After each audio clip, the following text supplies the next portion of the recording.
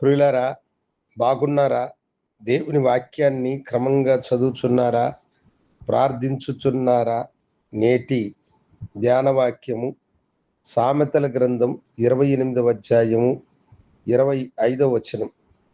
యెహోవా యందు నమ్మకముంచువాడు వర్ధిల్లును.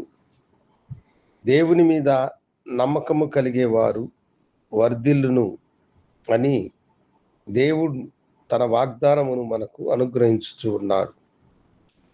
ఈ లోకములో మనము మనుషుల మీద నమ్మకము కలిగి చాలాసార్లు మనము మోసపోతూ ఉంటాం. మనలను కన్నవారైనా సరే కొన్నిసార్లు మన అభివృద్ధిలో వారు సహాయము చేయువారుగా లేకపోవచ్చు, ఏదో ఒక కారణాన్ని బట్టి. అయితే నీవు దేవుని మీద నమ్మకము కలిగి ఉంటే ఆయన నిన్ను వర్ధిల్ల చేయు దేవుడు. యేసేపు జీవితంలో దానిని మనము గ్రహించవచ్చు. యేసేపుకు దేవుడు వాగ్దానం చేసినాడు, ఇదిగో నీ సహోదరులందరికంటే నేను నిన్ను హెచ్చించెదను అని. ఎప్పుడైతే దేవుడు తనకు వాగ్దానం చేసినాడో, తనకు దర్శనమునిచ్చినాడు, యేసేపు ఆ మాటను గట్టిగా విశ్వసించినాడు.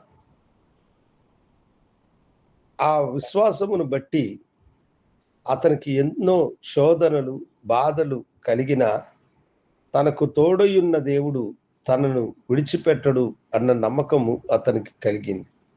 అందుకని అతని అన్నలు అతని మీద ఈర్ష్య కలిగిన వారై తమ సహోదరుణ్ణి వారు కొట్టి చంపాలని తీర్మానించుకున్నారు. యేసేపు దేవుని మీద నమ్మకము కలిగిన వాడు కనుక ఆయన మీద ఉన్న నమ్మకమును బట్టి దేవుడు తనను వర్ధిల్ల చేయును అన్నది అతడు గ్రహించినాడు. అందుకనే శ్రమలన్నిటినీ అతడు ఓర్చుకున్నాడు. అతని అన్నల చేతిలో నుండి తప్పించిన దేవుడు అతన్ని ఐగుప్తు దేశమునకు పంపాడు. ఐగుప్తు దేశములో చెరసాలలో ఇనుము అతని కాళ్లను వేదన పరిచింది. సంకెళ్ళ చేత బంధింపబడిన మనుషుడై చేయరాని నేరానికి అతడు చెరసాలకు వెళ్ళాడు. అయితే దేవుని సన్నిధి అతనికి తోడుగా ఉన్నది. అతడు దేవుని యందు నమ్మకం ఉంచినాడు కనుక చెరసాలలో ఉన్న అతనికి ఒకరోజు రాజు యుద్ధ నుండి పిలుపు వచ్చింది. అది దైవ పిలుపు. ఆ దైవ పిలుపుని అందుకున్నటువంటి వాడై రాజ సమూహంలో అతడు నిలబడినప్పుడు రాజు కలను కని ఆ కలభావము తెలియక ఎంతో ఆందోళనతో వేదనతో ఉన్న సమయము. అయితే యేసేపు అతడు కనిన కలను యొక్క భావాన్ని అతడికి విశదీకరించినప్పుడు దేవుడు ఐగుప్తు దేశం పట్ల, ప్రపంచమంతటి పట్ల తాను చేయదలుచుకున్న ఉద్దేశమును రాజైన ఫరోకి ఆయన బయలుపరిచినాడు. రాజు అతని చెప్పిన మాటలు యందు నమ్మకం ఉంచి తన రాజ్యములో తన తరువాత గొప్ప అధికారిగా అతన్ని నియమించినాడు. యేసేపు దేవుని యందు నమ్మకం ఉంచినాడు కనుక అతడు వర్ధిల్లి గొప్పవాడిగా మారినాడు. నీ నమ్మకము ఎవరి మీద ఉన్నది?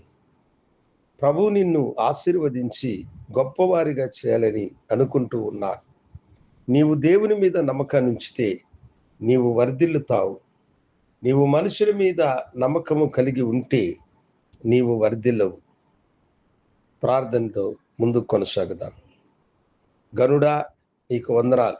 నీ బిడ్డలు నీ మీద నమ్మకము కలిగి ఉన్నప్పుడు యేసేపు వలె వారిని ఆశీర్వదించి వారిని మీరు వర్ధిల్ల చేయమని నీ కృపాకరములకు నీ బిడ్డలను సమర్పించుకుంటూ యేసు నామమున అడిగి వేడుకొంచున్నాము తండ్రి. ఆమేన్. శుభోదయం. ప్రభు మిమ్మల్ని దీవించును గాక. ఆమేన్.